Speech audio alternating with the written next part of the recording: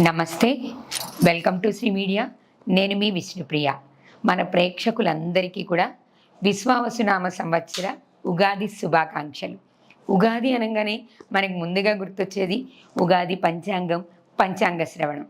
ఇప్పుడు మనతో పాటు ఉన్నారు గురువుగారు సుధీర్ శర్మ గారు. మనం ఎన్నో వీడియోలు చేసాం, మీరు అడిగే ఎన్నో సందేహాలకి గురువుగారి ద్వారా సమాధానాలు కూడా తెలుసుకున్నాం. ఇప్పుడు మనం గురువుగారి మాటల ద్వారానే పంచాంగ శ్రవణం విందాం. శ్రీ మీడియా వీక్షకులందరికీ నూతన తెలుగు సంవత్సరాది విశ్వావసునామ సంవత్సర ఉగాది శుభాకాంక్షలు. పంచాంగ శ్రవణం అంతకుముందు కూడా మనం చెప్పుకున్నాం. పంచాంగ శ్రవణం చేస్తే ఎలాంటి పుణ్యాలు వస్తాయి, ఎలాంటి పాపాలు పోతాయి, ఎలాంటి ఫలితం కలుగుతుంది అనేటువంటిది మనం చెప్పుకున్నాము. పంచాంగ శ్రవణం అనేటువంటిది ప్రతి ఒక్కరూ మన దేశ భవిష్యత్తు, మన వ్యక్తిగత భవిష్యత్తు, మన కుటుంబంలో ఉండేటువంటి సభ్యుల భవిష్యత్తు ఎలా ఉండబోతుంది ఈ సంవత్సరం అంతా కూడా అనేటువంటిది ఒక ముఖ్యంగా తెలుసుకోవాల్సినటువంటి విషయం. మనం కూడా చర్చించుకున్నట్టున్నాం. ఆదాయ వ్యయాలు ఏవైతే ఉన్నాయో అవి డబ్బు రాక ఖర్చు అనేటువంటి వ్యవహారాలు సూచించేవి మాత్రం కావు. సంవత్సర ఫలితం మొత్తం ఎలా ఉండబోతుందని చెప్పబోయేటువంటిదే ఆదాయ వ్యయాలు, రాజ్యపూజ, అవమానాలు. అవమానాలు ఎక్కువ ఉంటే మౌనంగా ఉండండి అని చెప్పడం కోసం, మౌనైన కలహం నాస్తి అన్నారు కాబట్టి ఎక్కడ ఎంతవరకు మాట్లాడాలో అంతవరకే ఉండండి, అనవసరమైనటువంటి విషయాలు తలదూర్చకండి, పక్క వాళ్ళ విషయాలు వేలు పెట్టకండి అని చెప్పడం కోసం ఉండేటువంటివే రాజ్యపూజ, అవమానాలు.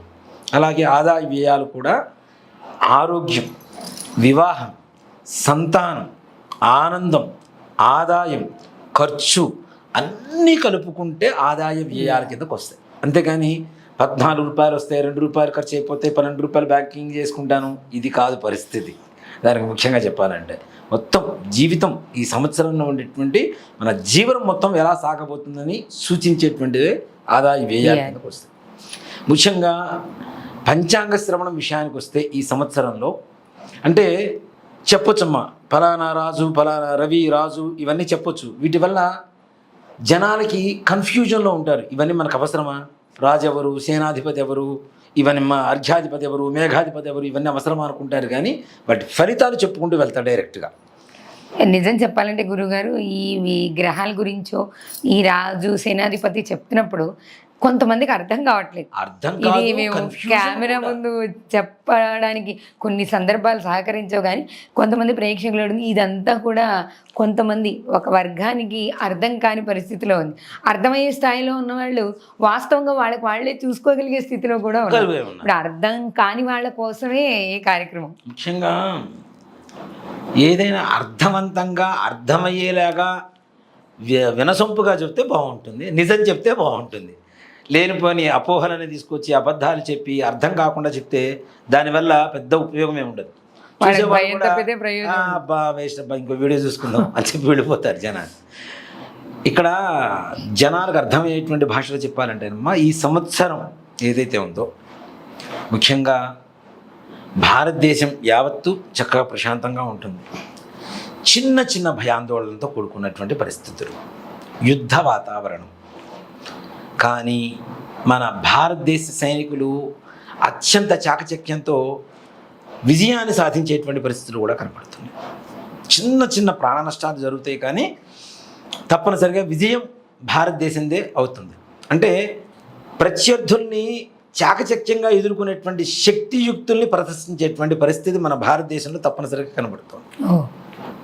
అలాగే 3వ ప్రపంచ యుద్ధానికి నాంది అంటే శంకుస్థాపనకి ఈ సంవత్సరం దాదాపుగా ప్రారంభమయ్యేటువంటి పరిస్థితిలో ఉంది, అవకాశాలు కనపడుతున్నాయి.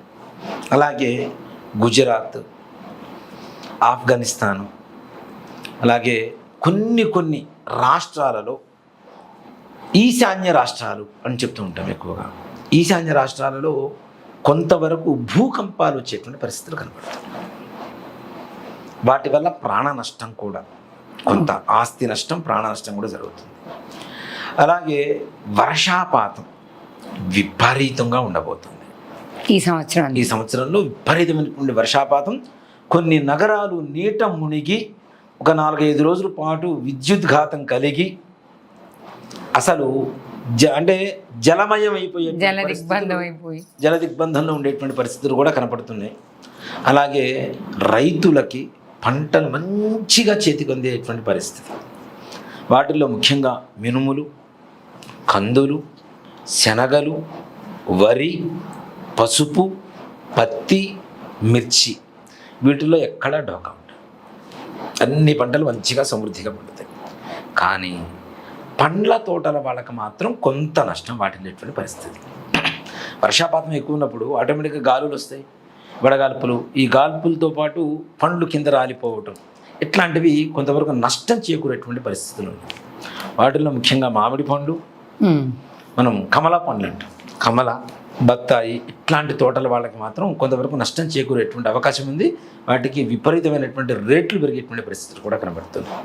అలాగే బంగారం, వెండి, వీటికి రాబోయేటువంటి రోజుల్లో అత్యంత ధరలు పెరిగేటువంటి పరిస్థితులు బాగా కనపడుతుంది. ఇప్పటికే మనకి ఆకాశం అంటుకుంటుంది. ఇంకా రాబోయేటువంటి రోజుల్లో బంగారం 1,00,000 రూపాయలకి రాబోతుంది. దాదాపుగా దగ్గర ఇప్పటికే 90,000కి వచ్చేసింది.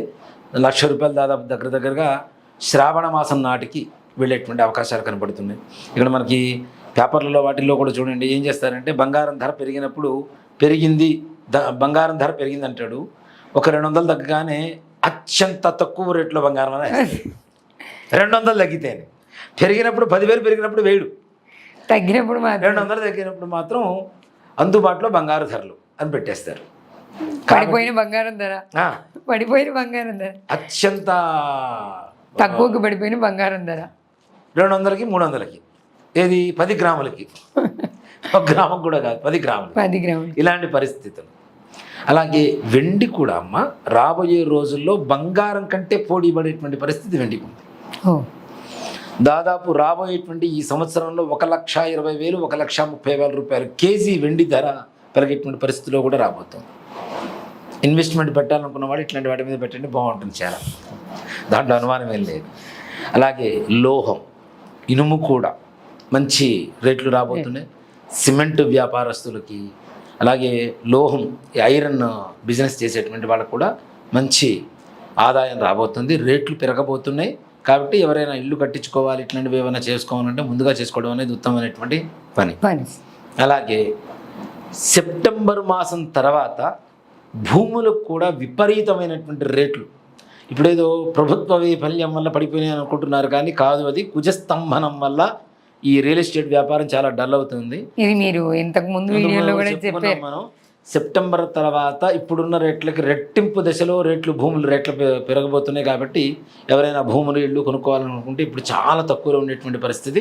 కొనుక్కొని లాభపడండి, తర్వాత ఇంకా ఎక్కువ అంటే డబ్బులు పెట్టాల్సినటువంటి పరిస్థితి. అప్పుడు కొనాలంటే ఎక్కువ డబ్బు పెట్టాలి, ఇంకా రెట్టింపు ఉన్న పరిస్థితి కంటే రెట్టింపు పెట్టవలసినటువంటి పరిస్థితి. అలాగే రాజకీయ నాయకుల పరిస్థితికి వస్తే, రాజకీయం సరికొత్త రంగు పులుపుకోబోతుందని చెప్పడంలో ఏమాత్రం కూడా సందేహం లేదు. ముఖ్యంగా మన తెలుగు రాష్ట్రాలైనటువంటి తెలంగాణలో ముఖ్యంగా కొంతమంది ముఖ్యమైనటువంటి మంత్రులు మారేటువంటి అవకాశం. ప్రభుత్వం మారదు, గవర్నమెంట్ అదే గవర్నమెంట్ ఉంటుంది, కానీ వ్యక్తులు మాత్రం మారడానికి 2025 చివరిలో కానీ 2026 ప్రారంభంలో కానీ తప్పనిసరిగా వ్యక్తులు మారేటువంటి అవకాశం కనపడుతుంది. ఒక్క క్షణం సార్. నమస్తే సార్, జై శ్రీరామ్ సార్. సార్ నేను చూస్తాను సార్, నేను వచ్చి తీసుకుంటాను సార్. సార్ ఇప్పుడు టైం 10:30 అయింది కదా సార్, నేను ఇచ్చేసాను సార్, నేను తీసుకుంటాను సార్. లేదు నేను వచ్చి తీసుకుంటాను సార్ ఇవాళ, లేదంటే నేను పిల్లలతో అయినా సరే తెప్పించుకుంటాను. నేను మొత్తం దాంట్లో ఏమైనా కరెక్షన్స్ ఉంటే చూసేస్తాను. Okay sir, okay sir, okay sir.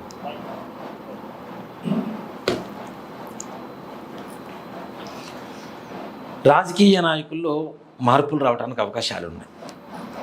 ఇక రాజకీయ నాయకులకి ఈ సంవత్సరం ప్రతిరోజు ఒక యుద్ధ వాతావరణమే. ప్రత్యర్థుల్ని ఎదుర్కోవడంలోనే వాళ్ళ శ్రద్ధ చూపవలసినటువంటి పరిస్థితులు కనబడుతుంది. ప్రతిపక్షం వాళ్ళు వేసే ప్రశ్నలకి చిక్కుల్లో పెడుతూ ఉంటారు. ఇట్లాంటివన్నీ కూడా ఎదుర్కొనేటువంటి పరిస్థితులు యావత్ భారతదేశం మొత్తం కనపడుతుంది. తెలంగాణ అనే కాదు, దాదాపుగా 2-3 రాష్ట్రాలలో ముఖ్యమంత్రులు మారేటువంటి పరిస్థితులు కూడా కనపడుతున్నాయి.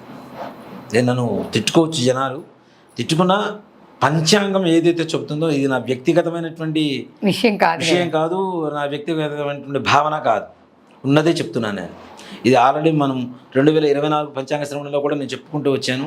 ఏ పార్టీలు గెలుస్తాయి అనేది కూడా చెప్పాము. అవే పార్టీలు ఇప్పుడు మనం రాజ్యం వెళ్తున్నటువంటి పరిస్థితులు కూడా, దాంట్లో ఏమాత్రం కూడా సందేహం లేదు. పంచాంగాన్ని అనుసరించి చెప్తున్నాను తప్పితే నా వ్యక్తిగతమైనటువంటి ఆలోచన కాదు, వ్యక్తిగతమైనటువంటి భావన కాదు. అందరూ బాగుండాలి, సర్వే జనా సుఖినో భవంతు అనుకునే వాళ్ళలో నేను ఒకటి. అందరూ బాగుండాలి, అందులో నేను ఉండాలనుకుంటాను. కాబట్టి ఆ విషయాల్లో తగిన జాగ్రత్తలు చాలా అవసరం. మరి ఇవి కూడా ఆగాలంటే ఎలా అంటే కేవలం భక్తి భావన మాత్రమే దానికి కారణమవుతుంది. దేవతల్ని పట్టుకొని తగిన శాంతులు, యాగాలు అట్లాంటివి ఏమైనా ఉంటే చేయించుకోవడం అనేది ఉత్తమమైనటువంటి మార్గం. అది కొంత మేరకు ఆపగలిగినటువంటి పరిస్థితులు కనబడుతూ ఉన్నాయి. నిజంగా చెప్పాలంటే కొన్ని పార్టీల వాళ్ళు ప్రజాదరణ కలగడానికి చేయించినటువంటి యాగాలు సఫలీకృతమయ్యాయి అని చెప్పి నేను తప్పనిసరిగా చెప్తాను. 2019లో కావచ్చు, 2024లో కావచ్చు, 2013లో కావచ్చు, ఇట్లా చాలా వరకు నేను చూశానమ్మా. కొంతమంది ఎవరైతే ఆధ్యాత్మికమైనటువంటి భావంతో ఉంటూ, కొంతమంది వ్యక్తులైతే కొన్ని సంవత్సరాల పాటు హోమాలు చేయించారు నాన్న. 2019లో ప్రభుత్వాలు, రాజ్యమైనటువంటి ప్రభుత్వాలలో ఆ వ్యక్తులు కొన్ని సంవత్సరాల పాటు, దాదాపు ఇప్పుడు ఎలక్షన్ అయిపోయింది గెలిచాము అంటే, లేదు ఓడిపోయాము అంటే, ఇక్కడి నుంచి మొదలు పెడితే మరలా వచ్చే ఎలక్షన్స్ వరకు హోమాలు చేయించినటువంటి వ్యక్తులు కూడా నా దగ్గర ఉన్నారు. చాలామంది నేను చూపిస్తాను, గెలిచారు కూడా. అంటే భగవంతుడు పాదాలు పట్టుకుంటే ఏదైనా మార్పు రావడానికి అవకాశం ఉంటుంది కాబట్టి కొంతవరకు, కొంత మేరకు పర్లేదు అనిపిస్తూ ఉంటుంది. అలాగే ఈ విశ్వావసునామ సంవత్సరంలో మన భారతదేశంలో ఎక్కువగా డాక్టర్స్ బాగా పెరుగుతారు. అంటే డాక్టర్, ఈ ఎంబీబీఎస్ చదివేవాళ్ళు, పీజీలు చేసేవాళ్ళు, మంచి ఉత్తీర్ణతతో పొందేటువంటి వాళ్ళు ఉంటారు. అలాగే ముఖ్యంగా సిఏ, చార్టెడ్ అకౌంట్, ఎంబీఏ, బిజినెస్కి సంబంధించినటువంటి విద్యలు, గణిత శాస్త్రం, వ్యాపార శాస్త్రం అభ్యసించేటువంటి పిల్లల ఉత్తీర్ణత శాతం కూడా ఎక్కువగా ఉంటుంది తప్పనిసరిగా. అంటే గ్రహాల అనుకూలత ఆ విధంగా ఉంది. ఆ విద్యలకు సంబంధించినటువంటి గ్రహాల అనుకూలత ఉంది, తప్పనిసరిగా విశేషమైనటువంటి యోగం కలుగుతుంది. అలాగే మనకి ఈ సంవత్సరం 4 గ్రహణాలు ఉన్నాయి. 2 సూర్యగ్రహణాలు, 2 చంద్రగ్రహణాలు. రేపు 29వ తారీఖు కూడా గ్రహణం అని చెప్పి చాలామంది చెప్పుకుంటున్నారు. ఈ సూర్యగ్రహణం మన భారతదేశంలో ఎక్కడ కనపడదు 29వ తారీఖుది. కాకపోతే నేను చెప్తుంది విశ్వావసునామ సంవత్సరంలో కూడా 4 గ్రహణాలు, 30వ తారీఖు తర్వాత 4 గ్రహణాలు ఉన్నాయి. ఈ 4 గ్రహణాల్లో కూడా 2 చంద్రగ్రహణాలు మాత్రమే మనకు కనపడుతున్నాయి. 2 సూర్యగ్రహణాలు మనకు ఎక్కడ భారతదేశంలో కనపడవు. కాబట్టి వాటి గురించి కనపడేటువంటి వాటికి మాత్రమే మనం ఏదైనా ఆచార వ్యవహారాలు ప్రాధాన్యత ఇవ్వటం, అలాగే నియమాలు ఏవైతే ఉంటాయో పాటించాల్సినటువంటి పరిస్థితులు కనపడుతూ ఉన్నాయి. ఎప్పుడు అనేది మనం ఇప్పుడు ముందుగా చెప్పుకోవాల్సిన అవసరం కూడా లేదు. నన్ను అడిగితే చెప్తున్నాను. దేనికంటే గ్రహణం అనేది ఇవాళ రోజున డివోషనల్గా ఉండేటువంటి వాళ్ళకి ఎంత పాటిస్తున్నారో మీడియా ద్వారా శాస్త్రజ్ఞులు కూడా అంతే పాటిస్తున్నారు తప్పనిసరిగా. కానీ ఒకటి చెప్తాను, మన శాస్త్రం, జ్యోతిష్ శాస్త్రం అనేది, మన పంచాంగం ఇట్లాంటివన్నీ అనేది కూడా రాబోయే సంవత్సరాల్లో గ్రహణాలు కూడా మనం ముందుగా చెప్పగలుగుతున్నాం. మన గణిత శాస్త్రం ఎలాంటిది మరి, అవునా? ఇప్పుడు ఏ సైన్స్ అయినా రాబోయే రోజుల్లో ఇన్ని రోజుల్లో గ్రహణం వస్తుందని చెప్పి ముందుగా ఏమైనా సంవత్సరాల ముందు ఏమైనా చెబుతున్నారా? దాదాపు మనం అనుసరిస్తున్నటువంటి పంచాంగాలు దాదాపుగా సంవత్సరాది కంటే 6 నెలలు ముందు వస్తున్నాయి, అవునా? మరి అంటే దాదాపుగా సంవత్సరంన్నర కంటే ముందు ఉండి ఈ సంవత్సరంలో ఈ గ్రహణాలు వస్తున్నాయని చెప్పి చెప్పగలుగుతున్నారు. 18 నెలల ముందే ఏం జరగబోతుందో చెప్తున్నాం గ్రహణాలు. అలాగే ఈ ప్రాంతంలో వర్షాలు వస్తాయి, ఈ ప్రాంతంలో తుఫాన్లు వస్తాయి, ఈ వర్షంలో ఈ ప్రాంతంలో గాలులు ఎక్కువగా ఉంటాయని చెప్పి వడగాల్పులు ఏ రోజు ఉంటాయి అనేది కూడా ఎక్కువ ఉంటాయి అనేది కూడా చెబుతున్నారు. ఉష్ణోగ్రత ఎట్లా పెరుగుతుంది అనేది కూడా చెబుతున్నారు. ఇవన్నీ ఎట్లా చెప్పగలుగుతున్నారు? మన గణిత శాస్త్రం అనేది, మన హిందూ ధర్మం ఎంత గొప్పగా ఉందనేది ఒక్క విషయంలో చాలు. అలాగే ఎండలు కూడా అమ్మ, దాదాపుగా మన తెలుగు రాష్ట్రాలలో 40 నుంచి 44 వరకు ఎండలు ఉండేటువంటి పరిస్థితి ఉంది. ఉష్ణోగ్రత 40 నుంచి 44. రామగుండం, విజయవాడ, రాజమండ్రి అలాంటి ప్రాంతాల్లో చూసుకుంటే దాదాపు 46 దాటేంత వరకు కూడా ఛాన్స్. దానివల్ల అగ్ని ప్రమాదాలు ఎక్కువ జరుగుతాయి. ఇప్పుడు కారు పెట్రోల్ కొట్టించేసో బండి పెట్రోల్ కొట్టించేసో మనం రోడ్డు మీద పెట్టేస్తే ఈ ఎండలకి ఏముంటాయి, మనుషులం కూడా మన వల్ల మాడిపోతుంటే. అందులో ఈ ఎండల వల్ల వృద్ధులకి చాలా అనారోగ్య సమస్యలు, మరణాలు ఇట్లాంటివి కూడా సంభవించేటువంటి పరిస్థితులు ఉన్నాయి. కాబట్టి తగిన జాగ్రత్తలు తీసుకోవాల్సినటువంటి పరిస్థితి. అలాగే మన చలికాలంలో మనకి చలి పులి అని చెప్పి పేపర్లో వేస్తుంటారు. చలికాలంలో కూడా విపరీతమైనటువంటి చలి. గత 4 సంవత్సరాల నుంచి తగ్గింది, మళ్ళీ ఈ సంవత్సరం కొంతవరకు పెరిగిందని చెప్తాము. మొన్న పోయిన డిసెంబర్లో రాబోయేటువంటి రోజుల్లో కూడా చాలా అత్యంత స్వల్పమైనటువంటి డిగ్రీస్లో ఎండ, ఎక్కువ చలి. అది కూడాను ఇప్పుడు మనం ఫిబ్రవరిలో ఎండలు దాదాపుగా ఎదుర్కోవడం మొదలుపెట్టాము. వచ్చే సంవత్సరం ఫిబ్రవరి చివరి వరకు కూడా చలిగాలులు, చలితోనే ఎక్కువ బాధపడాల్సినటువంటి పరిస్థితి. అంత ఉష్ణోగ్రతలు పడిపోయేంత పరిస్థితి తప్పనిసరి కనబడుతుంది. దానివల్ల కూడా అనారోగ్య సమస్యలు పెద్దవాళ్ళకి. చలి ఇప్పుడు అతి చలి తట్టుకోలేము, అతి ఎండ అతి వాన తట్టుకోలేము. మనిషి మరీ సెన్సిటివ్ అయిపోతున్నాం మనం కదా. దేన్ని కూడా ఎక్కువగా కొంచెం కూడా ఎక్కువగా తీసుకోవడానికి, భరించడానికి అవకాశం లేని స్థితిలో మనిషి మానవ శరీరం ఉంది. మొత్తం అంతే, మానవ శరీరం, మానసిక స్థితి కూడా అలానే ఉంది. మొత్తం అంత సెన్సిటివ్గా తయారైపోతున్నాం. పూర్వకాలంలో ఎండలో చక్కగా పొలాల్లో పనిచేసేవాళ్ళు ఇప్పుడు చేస్తున్నారు, కానీ ఇప్పుడు వాళ్ళకి తగ్గట్టుగా జాగ్రత్తలు వాళ్ళు కూడా తీసుకొని చేస్తున్నారు. అంటే వాళ్ళు కూడా సెన్సిటివ్ అయిపోతున్నారు, అదే రైతులు కూడా. అలాగే రైతులు ఈ సంవత్సరం సంక్రాంతి పండగ అత్యంత సంతోషకరంగా చేసుకుంటారు. వాళ్ళకి దిగుబడులు బాగా వస్తాయి, తద్వారా ఆర్థిక లాభం ఉంటుంది. ఓ మాట చెప్పాలంటే రైతు విలువ మరలా అందరికీ తెలిసి వాళ్ళు కూడా ఆనందంగా ఉండేటువంటి పరిస్థితుల్లో చక్కగా వస్తున్నారు. ఇప్పుడు మనం ఎంత కష్టపడ్డా కూడాను డబ్బు తినలేము, బంగారం తినలేము, వెండి తినలేము, లోహాలు ఏమీ తినలేము. తినాల్సింది 4 మెతుకులు. ఆ 4 మెతుకులు రైతులు బాగుంటే చాలు, వాళ్ళు బాగుంటే మనం బాగుంటాం. వాళ్ళు కూడా చక్కగా ఇదైపోతుంది. అలాగే కొన్ని రాష్ట్రాలు ఆర్థికపరమైనటువంటి నష్టాల్లో కూరుకుపోతాయి. అత్యధికంగా రాష్ట్ర ప్రభుత్వాలు అప్పులు చేయవలసినటువంటి పరిస్థితి. తద్వారా రాబోయేటువంటి ప్రభుత్వాలకి చాలా గడ్డు కాలంగా మారేటువంటి పరిస్థితి. ఇలాంటివి కూడా జరుగుతూ ఉంటాయి. అలాగే ప్రత్యర్థులు ఎవరైతే ఓడిపోయినటువంటి ప్రతిపక్షం వారు ఉన్నారో వాళ్ళకు కూడా బలం పుంజుకునేటువంటి పరిస్థితులు కనపడుతున్నాయి. బాగా తెలుగు 2 రాష్ట్రాల్లో కూడా బలం పుంజుకునేటువంటి పరిస్థితులు కనపడుతున్నాయి. కాబట్టి తగిన జాగ్రత్తగా పాలన చేసుకుంటూ ముందుకు వెళ్తే బాగుంటుంది. ఈ విశ్వావసనామ సంవత్సర ఫలితం మొత్తం యావత్తు తీసుకుంటే అందరికీ శుభాన్ని చేకూర్చేటువంటి విధానంగానే ఉంది. కొన్ని రాసుల వాళ్ళకి కొంచెం బాధాకరంగా ఉంటుంది. కానీ ఓ మాట చెప్పాలంటే 12 రాసుల్లో దాదాపుగా 10 రాసుల వాళ్ళు బాగున్నారు. మధ్యస్థ ఫలితాలు కనపడుతున్నా కొన్ని రాసులకి ఎట్టకేలకు దాదాపుగా 10 రాసుల వాళ్ళకి ఏ రకమైనటువంటి కష్టాలు నష్టాలు లేకుండా వాళ్ళు అనుకున్నటువంటి పనులతో ముందుకు వెళ్ళేటువంటి పరిస్థితి కనపడుతుంది. 2 రాసులు మాత్రమే కొంచెం కష్టకాలంగా ముందుకు గడిపేటువంటి పరిస్థితి, అనుకున్న పనులు సమయానుకూలంగా అవ్వక బాధపడేటువంటి పరిస్థితులు ఉన్నాయి. అలాగే ఈ సంవత్సరం కర్తరి, నిజకర్తరి, మౌఢ్యమి, శుక్రమౌఢ్యమి, గురుమౌఢ్యమి కూడా ఉన్నాయి మనకి. ముఖ్యంగా విశ్వావసునామ సంవత్సరంలో కర్తరి 4/5/2025 అంటే మే 4వ తారీఖు నుంచి ప్రారంభమవుతుంది. వైశాఖ శుద్ధ సప్తమి ఆదివారం నుంచి వస్తుంది. చిన్న కర్తరి అంటారు దీన్ని. 11/5/2025 అంటే దాదాపుగా ఒక కొన్ని రోజులు మాత్రమే, ఒక 7 రోజులు మాత్రమే ఉంటుంది చిన్న కర్తరి. వైశాఖ శుద్ధ చతుర్దశి ఆదివారం వరకు. మరలా వైశాఖ శుద్ధ చతుర్దశి ఆదివారం నుంచి పెద్ద కర్తరి ప్రారంభమవుతుంది.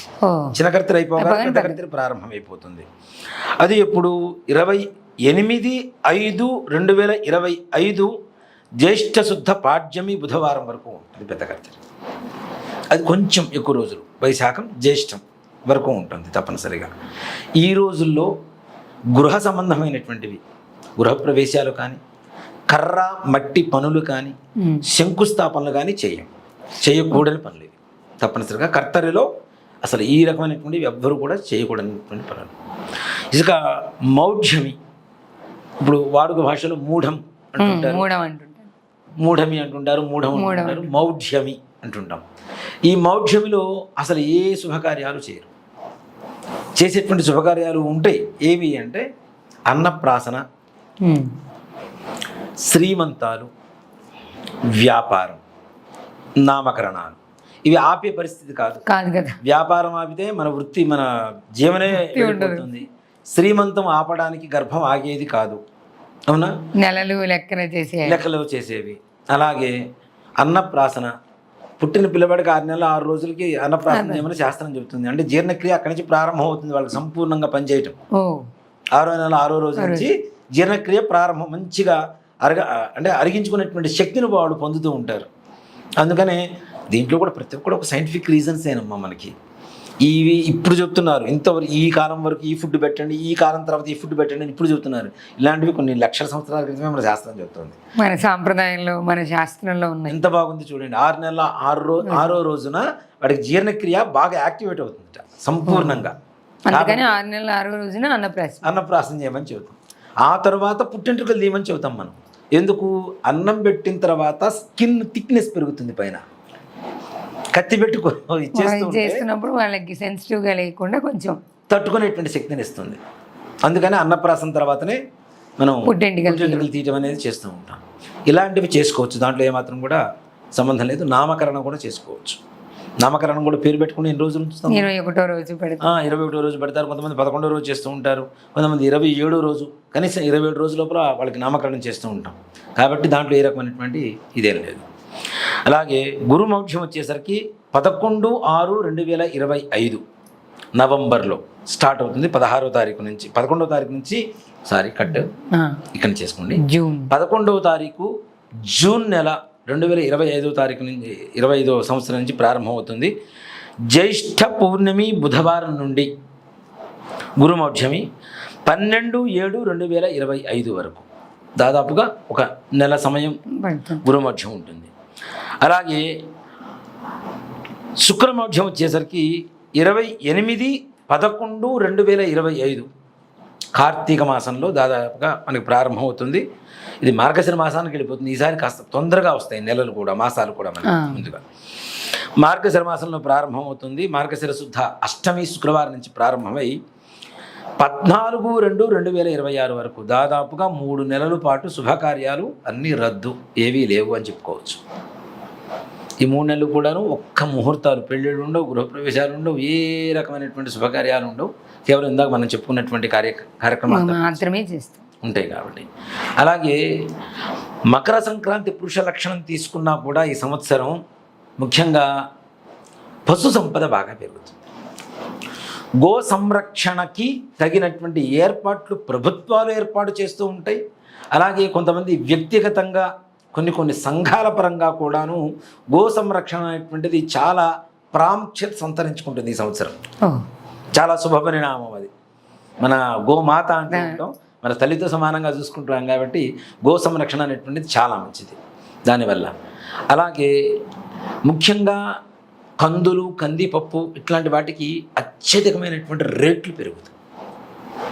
నూనె, ఆయిల్కి సంబంధించినటువంటి అవి కూడా ఉన్న వాటికి ఇప్పుడు 100 రూపాయలు ఉందనుకుంటే ఈ సంవత్సరంలో 150 రూపాయలు అవుతాయి. అంటే ఉన్న రేటుకి సగం రేటు పెరుగుతుంది. ఇవన్నీ కొంతమంది స్టాక్ పెట్టుకునేవాళ్ళు కొంతమంది ఉంటారు, కొంతమంది ఏమో సరే అప్పుడు కొనుక్కుందామని అనుకునే వాళ్ళు ఉంటారు. కానీ ముందుగా తీసుకోవడం అనేది కొంతవరకు మంచిది. ఎలాగో రేట్ పెరుగుతుంది కాబట్టి తప్పనిసరిగా. దీంట్లో మరలా పెసరపప్పు, వీటికి కూడా విపరీతమైనటువంటి రేట్లు పెరుగుతాయి. ఇప్పటికే మనం కొనలేనటువంటి పరిస్థితి. అలాగే చింతపండు, కూరగాయల రేట్లు కూడా విపరీతంగా పెరిగిపోయి తారాస్థాయికి చేరుకొని చివరికి మనం ఇంట్లో ఉండేటువంటి ఆవకాయో, ఉసిరి ఆవకాయో వేసుకొని తినేటువంటి పరిస్థితులు కూడా వస్తున్నాయి. కాబట్టి ఎవరిళ్లల్లో వాళ్ళు పంటలు పండించుకోవడం, కనీసం టెర్రస్ మీదనో ఇంట్లోనో ఎక్కడైనా కుదిరిన చోట 2 కుండీలు పెట్టుకొని చక్కగా చెట్లు వేసుకొని కూరగాయలు పండించుకుంటే కొంత మేరకు దీన్ని మనం నియంత్రించడానికి అవకాశం కలుగుతుంది. మన ఇంట్లో దొరికినప్పుడు మనం బయట కొనటం అనవసరం. బయట కొనటం ఎప్పుడైతే తగ్గుతుందో రేట్లు తగ్గిపోతాయి. అంతే కదా. మరీ హీనమైనటువంటి పరిస్థితి కాదు, కొంతవరకు దాన్ని మనం నియంత్రించడానికి అవకాశం ఉంటుంది. కాబట్టి కూరగాయల రేట్లు కూడా విపరీతంగా పెరిగిపోతాయి, పండ్ల రేట్లు పెరుగుతాయి. మనం ఈ ఇష్టమైనటువంటి పండ్లు ఏవైతే ముఖ్యంగా చెప్పాలంటే ప్రతి ఒక్క మానవుడికి ఇష్టమైనటువంటిది మ్యాంగోస్, మామిడి పండు. ఆ సీజన్ అది ఈ సీజన్ వచ్చింది అంటే ఇంకా దాని గురించి దానికోసం ఎదురు చూస్తారు ఎదురు చూస్తుంటారు ఎప్పుడు వస్తాయా అని. కాబట్టి వాటికి విపరీతమైనటువంటి రేట్లు పెరిగేటువంటి అవకాశం ఉందమ్మా. మామిడి పండ్లకి ఎక్కువగా నష్టపోయేటువంటి తోటలు అవే ఉన్నాయి, రేట్లు పెరిగేటువంటి పండ్లు కూడా అవే ఉన్నాయి. కాబట్టి ఆ విషయాల్లో కూడా అంటే మనం జాగ్రత్త పడ్డ దానికి చేయదగింది ఏం లేదు. కాబట్టి రేట్లు విపరీతంగా పెరిగేటువంటి అవకాశాలు ఉన్నాయి. తద్వారా హోల్సేల్ వాళ్ళకంటే రిటైలర్స్ ఎక్కువగా లాభపడేటువంటి పరిస్థితులు కనపడుతుంది. ఈ బండ్ల మీద అమ్ముకునేటువంటి వాళ్ళు ఇట్లాంటి వాళ్ళకి మంచి ఆదాయం కనబడే అవకాశాలు ఉన్నాయి. ఇంకోటి కూడా నిర్మోహమాటంగా చెప్తున్నాను, దయచేసి పండ్లు దేవతా పూజలకు మనం ఎక్కువ ఉపయోగిస్తూ ఉంటాం. నా తిట్టుకున్నా పర్లేదు, సర్వే జనాశుకున్న భవంతి అన్నారు కదా, మళ్ళీ ఈ మాట ఏంటి అంటారేమో. కొన్ని ఒక వికృతమైనటువంటి చేష్టలు చూస్తూ ఉన్నాం. కొంతమంది బాహాటంగా మేము ఇదే చేస్తాం, మీరేం చేసుకుంటారో చేసుకోండి అని చెప్పి మన మీద ఛాలెంజ్లు కూడా విసురుతున్నటువంటి వీడియోలు కూడా కొన్ని చూశాను. దయచేసి కాబట్టి హిందువుల దగ్గరే కొనండి, ఇది నా మనవి.